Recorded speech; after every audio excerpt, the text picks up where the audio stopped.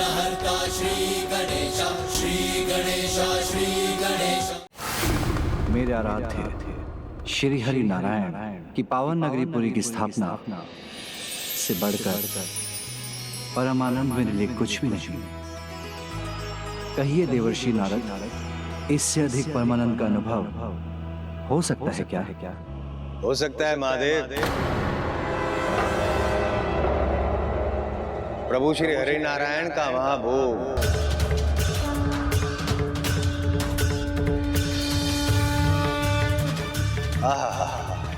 उसका अनुभव अत्यंत ही आनंददायक है। यदि आप भी चख लेते ना महादेव, तो प्रभु श्री जगन्नाथ जी के मंदिर के निर्माण का आनंद जो आपका है वो 2 गुना हो जाता है। प्रभु का महाभोग चखने पर आप उस अनुपम दिव्य का अनुभव नृत्य से व्यक्त करते हैं।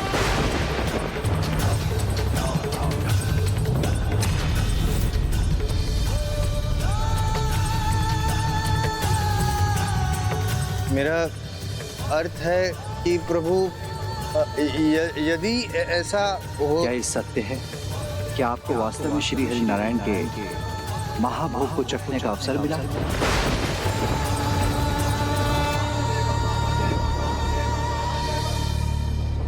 मेरे प्रश्न का उत्तर दीजिए।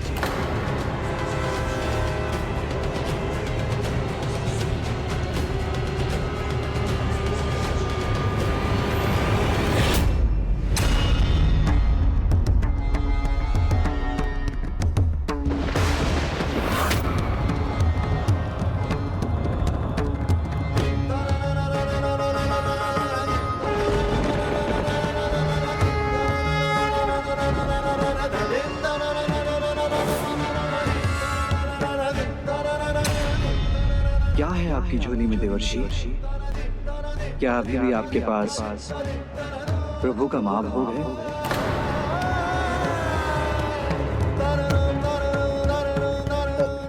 है नहीं है, किंतु अधिक नहीं है।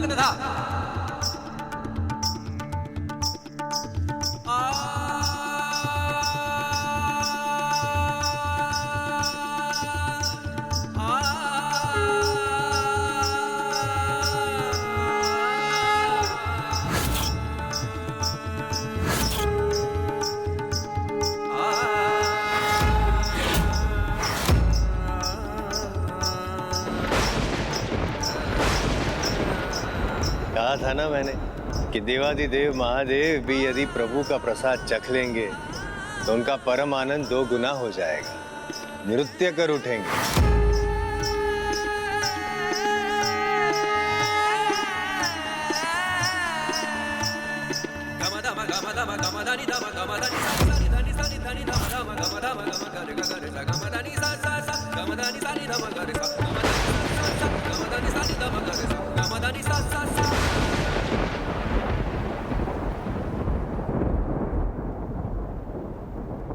मुझे क्षमा करना प्रिय,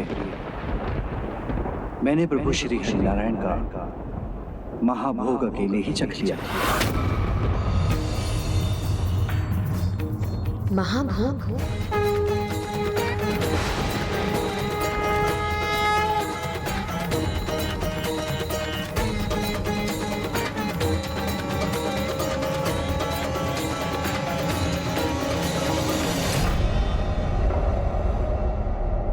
लक्ष्मी नारायण, लक्ष्मी नारायण, लक्ष्मी। किंतु आपको उनका महाभोग प्राप्त हुआ है, ये आपको सभी से गुप्त रखना होगा। माता लक्ष्मी के अनुसार मुझे इस बात को गुप्त रखना था।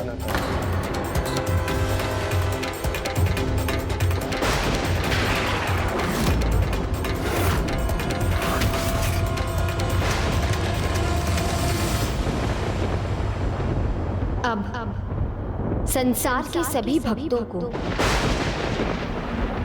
प्रभु श्री हरि नारायण का महाभोग प्राप्त होगा।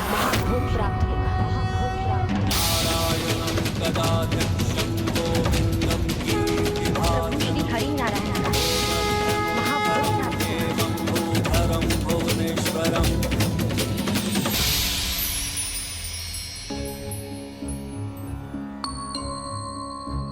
प्रत्येक माता यही चाहती है कि उसकी संतान किसी भी सुख से वंचित ना हो, और माता पार्वती तो जगत जननी है, संपूर्ण संसार उनकी ही संतान है, तो वो भला कैसे ना सोचे उनके बारे में, कैसे होने दे अपने भक्तों को महाभोग से वंचित। और इसके लिए उन्होंने जो किया वो जगन्नाथ जी पुरी मंदिर में सर्वाधिक महत्वपूर्ण महाभोग प्रथा बनी।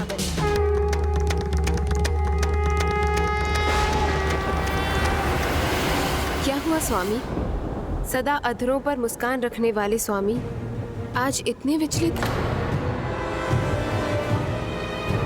देवर्षि नारद,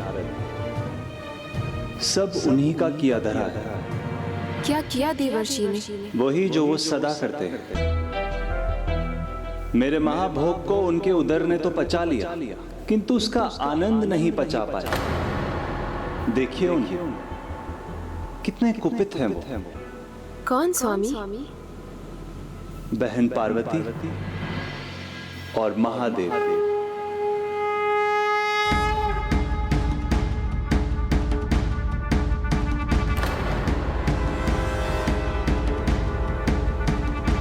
अब उनका क्रोध शांत करने का केवल एक ही उपाय है, हमारे द्वारा उनका भव्य स्वागत।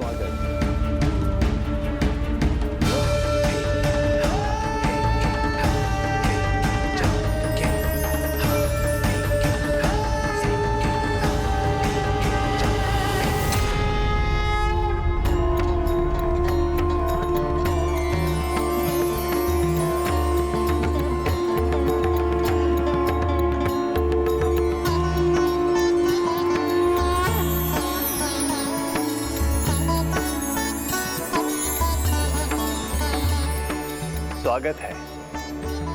पधारिए महादेव, देवी पार्वती। आपके आगमन से वैकुंठ की शोभा और बढ़ गई है।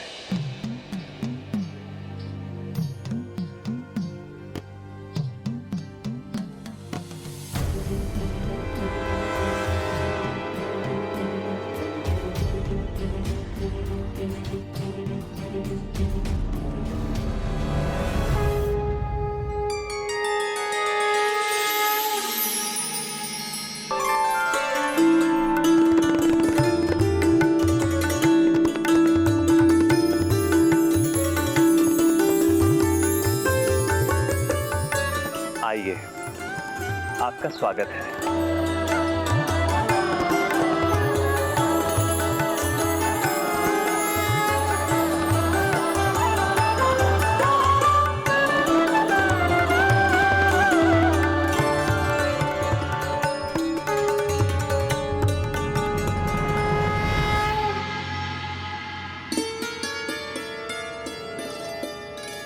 अति सुंदर रंगोली है, अद्भुत। जैसे ही आपके आगमन का आभास हुआ, देवी लक्ष्मी आपके स्वागत की तैयारी में जुट गई। स्वयं अपने हाथों से बनाया है।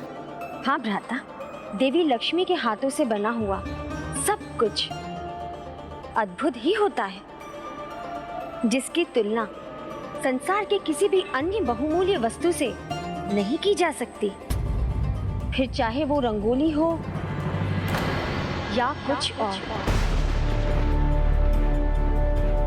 क्यों भ्राता, सत्य कहा ना मैंने।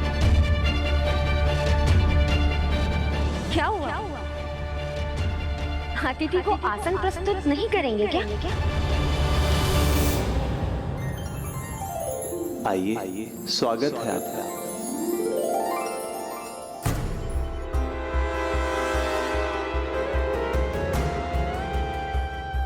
लक्ष्मी नारायण, लक्ष्मी नारायण।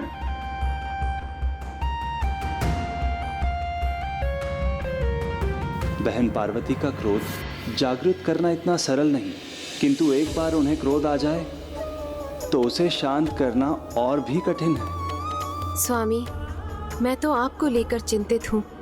उनका क्रोध आप पर केंद्रित है।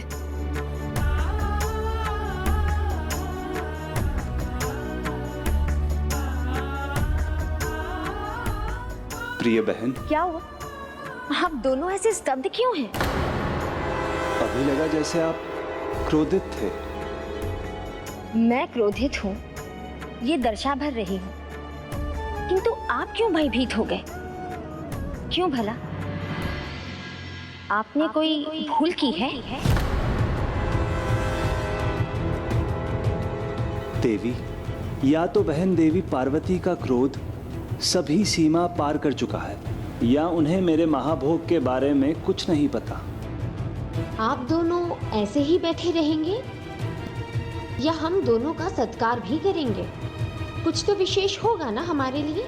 हाँ, अति विशेष भोजन सामग्री है, मैं अभी ले आती हूँ।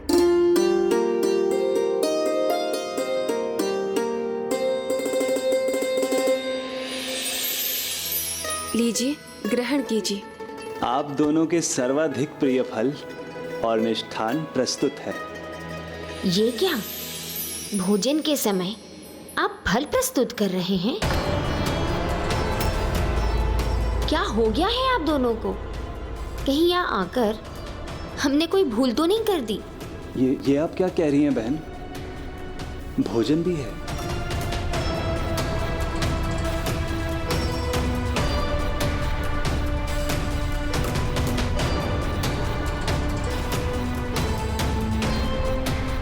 बस यही और कुछ नहीं?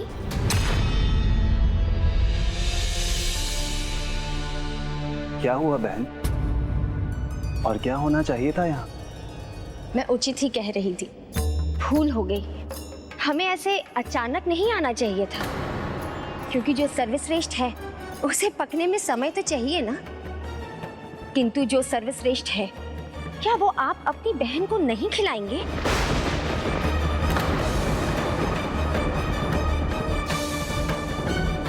लक्ष्मी नारायण, लक्ष्मी नारायण।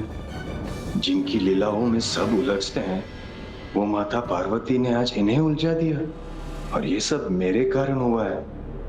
अब तो मैं भी बचने वाला नहीं।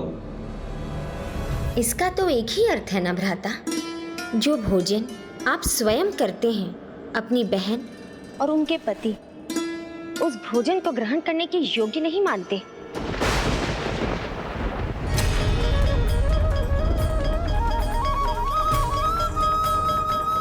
बहन वो तभी तो आपने हमें श्री हरि नारायण महाभोग प्रस्तुत नहीं किया।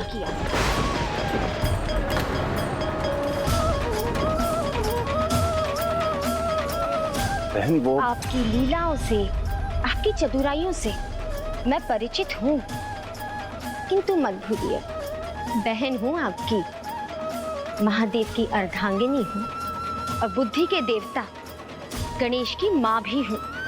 इसलिए बुद्धि लगाकर कोई बहाना मत बनाइए। और अब तो ये भी नहीं कह सकते आप कि आप अपना महाभोग किसी अन्य के साथ नहीं बांट सकते, क्योंकि आपने तो वो दे दिया अपने प्रिय भक्त देवर्षि नारद को।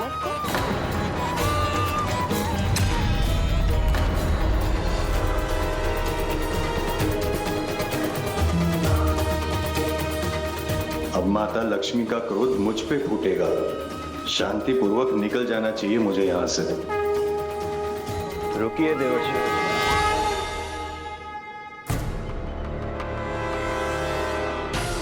जाइए नहीं, यहाँ आइए।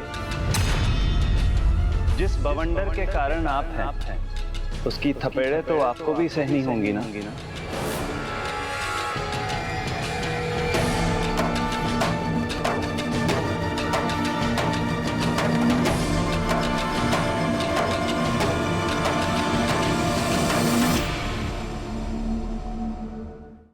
देवर्षि नारद, आप भयभीत ना होइए। मैं आपसे क्रोधित नहीं, क्योंकि आपसे भूल नहीं हुई है। भूल तो मेरे भ्राता से हुई है। मैं मानता हूं बहन, जिस महाभोग को बांटने में मैं सदा मना करता हूं, वो मैंने देवर्षि को प्रस्तुत किया है, और उसी कारण आप भी क्रोधित हैं। नहीं भ्राता, आपने अपना प्रसाद अपने भक्त को दिया, ये उचित है। अनुचित तो वो था कि आपने देवर्षि नारद को उसे गुप्त रखने के लिए कहा, और अर्धांगिनी तो वही अनुसरण करेगी ना जो उसके स्वामी कहेंगे। तो मेरे प्रिय भ्राता, आपकी भूल तो प्रमाणित हो गई, तो आप इसे सुधारेंगे कैसे?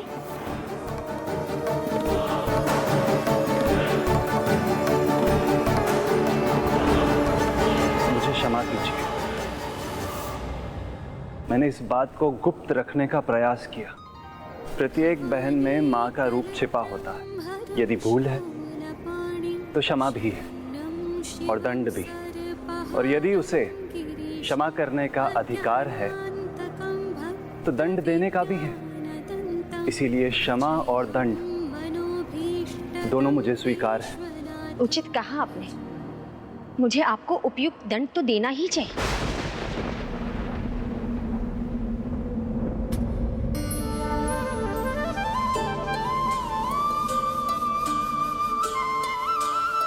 किंतु जब संतान भूल स्वीकार कर क्षमा मांग ले, तो एक माँ का कर्तव्य है कि उसकी भूल सुधारने का अवसर देकर उसका मार्गदर्शन करना।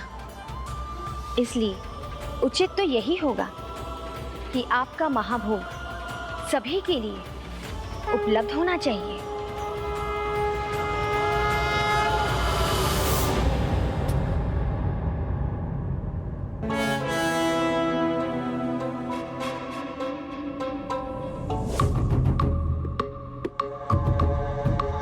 प्रभु बिना कुछ कहे ही चले गए।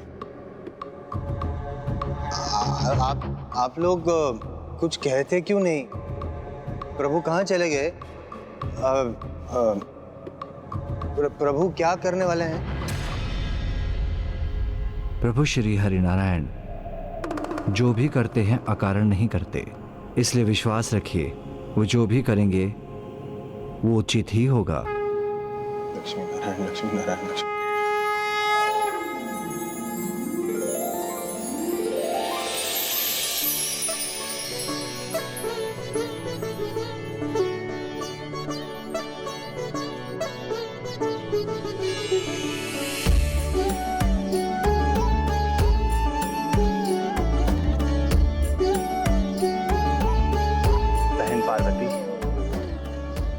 प्रभु महादेव, लीजिए मेरा महाभोग ग्रहण कीजिए।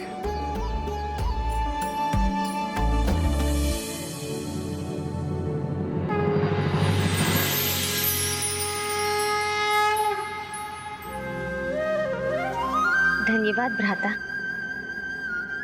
किंतु आपका ये महाभोग मैंने मात्र अपने लिए नहीं, अपितु सभी के साथ बांटने के लिए कहा था, जिसका अर्थ है कि संसार के सभी भक्तों को आपका महाभोग प्राप्त होना चाहिए। तो उसका आरंभ महादेव और जगत जननी माता पार्वती से हो, इससे अधिक अच्छी बात क्या हो सकती है? नहीं भ्राता, क्या माता कौशल्या ने कभी प्रभु श्री राम के पहले भोजन ग्रहण किया है? और माता यशोदा, क्या कभी उन्होंने प्रभु श्री कृष्ण के पहले एक निवाला भी ग्रहण किया है? तो फिर आप इस माँ से ये आशा कैसे कर सकते हैं कि मैं अपनी संतान से पहले ये महाभोग ग्रहण कर लूं? और जगत जननी की संतान तो ये समस्त संसार है। इसलिए संतान को महाभोग का सुख मिलेगा, तब मैं भी ये महाभोग ग्रहण करूंगी।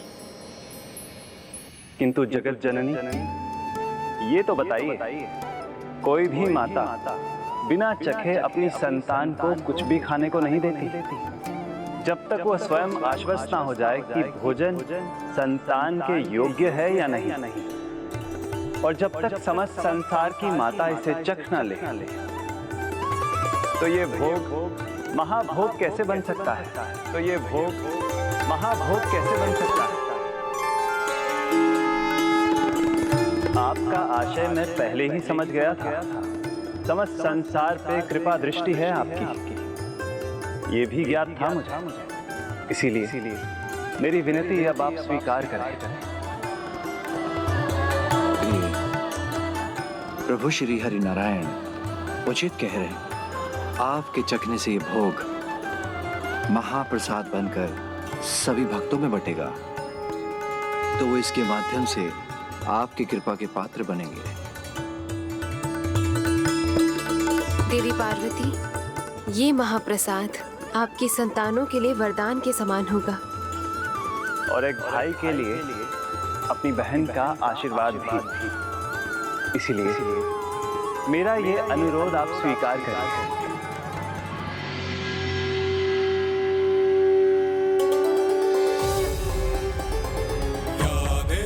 सर्वभूतेषु शक्तिरूपेण संस्थिता नमस्तस्यै नमस्तस्यै नमस्तस्यै नमो नमः।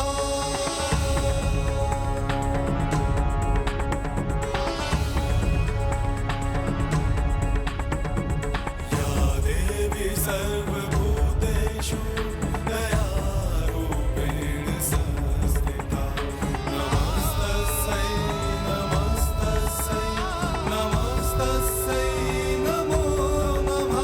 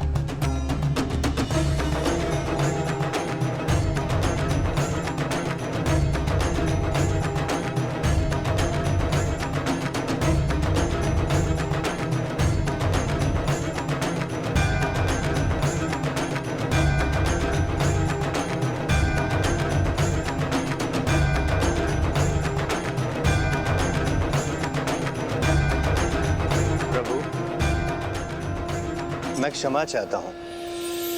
मानता हूँ कि ये जो कुछ भी हो रहा है बहुत अच्छा हो रहा है, किंतु मैंने जो किया वो नहीं करना चाहिए था।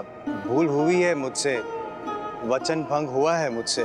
देवर्षि, आप भूल से या उसका ज्ञान होने पर, मन से या बिना मन से, उचित या अनुचित जो भी करते हैं उसका परिणाम सदा जगत का हित ही होता है। जैसे अभी आप ही सभी भक्तों द्वारा नारायण के महाभोग की प्राप्ति का कारण बने।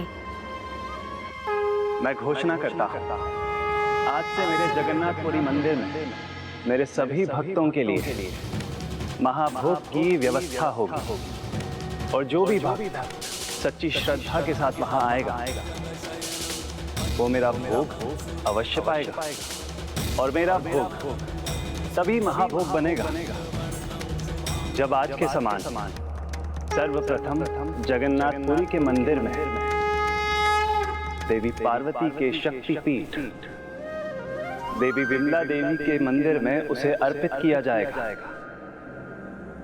उसके बाद ही वो महाभोग मुझे प्रस्तुत किया जाएगा। उसके बाद ही वो महाभोग मुझे प्रस्तुत किया जाएगा। के बाद यही मेरे जगन्नाथपुरी मंदिर की परंपरा होगी। और आज के बाद यही मेरे जगन्नाथपुरी मंदिर की परंपरा होगी।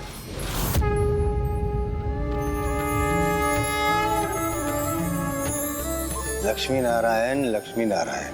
प्रभु, ये जो कुछ भी हो रहा है अच्छा ही हो रहा है, किंतु मुझे क्यों ऐसा भास हो रहा है कि ये जो कुछ भी हो रहा है वो नियत ही थी? कहीं ये आपकी लीला तो नहीं थी? देवर्षि नारद, आप भूलिए मत, हरि अनंत, हरि कथा अनंता।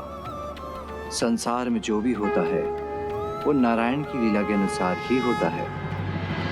हरि अनंत, हरि कथा अनंता। उसी प्रकार प्रभु की लीला भी अनंत है। अपने आराध्य की इस लीला से तो महादेव भी अनभिज्ञ नहीं थे कि महाभोग के प्रसाद का लाभ सभी भक्तों को प्राप्त हो सके। तुम भी तो उनके बड़े भक्त हो ना भैया, फिर तुम्हें भी तो ये महाभोग खाने का बड़ा मन होगा ना।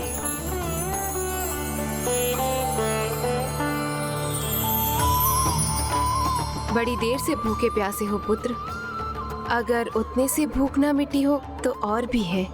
नहीं नहीं, ये आप क्या कर रही है?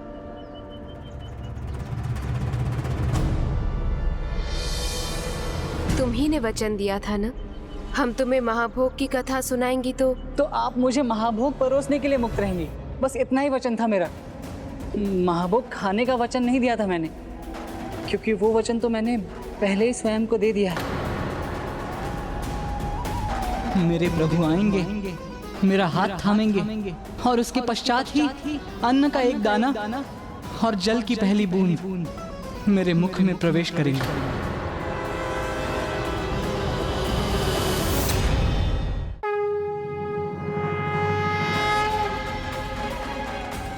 कन्हैया, तुम्हारा भक्त भक्ति छोड़ गजानन की भांति चतुराई कर रहा है।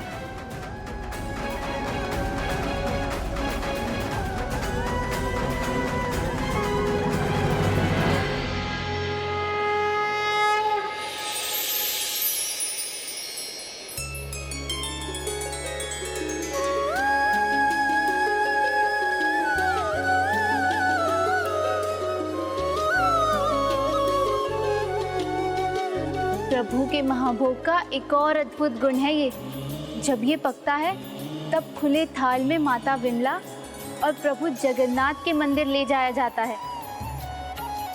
तब इसकी कोई सुगंध नहीं होती, किंतु जब ये माता विमला और प्रभु जगन्नाथ को अर्पित किया जाता है तब इसकी सुगंध पूरे मंदिर में फैल जाती है और फिर इससे कोई प्रभावित हुए बिना रह नहीं पाता।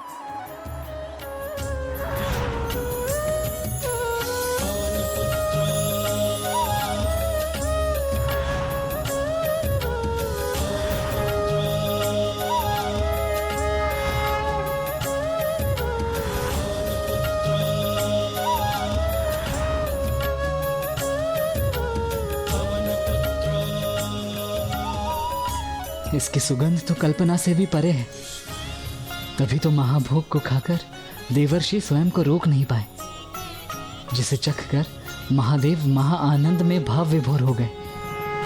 उसे खाना किसी परम सौभाग्य से कम नहीं। प्रभु ने अपना महाभोग तुम्हें भेजकर अपना हाथ तो बढ़ा दिया है पुत्र, अब तुम्हारी बारी है। वो तुम्हारे द्वारा अपना हाथ थामे जाने की प्रतीक्षा कर रहे होंगे।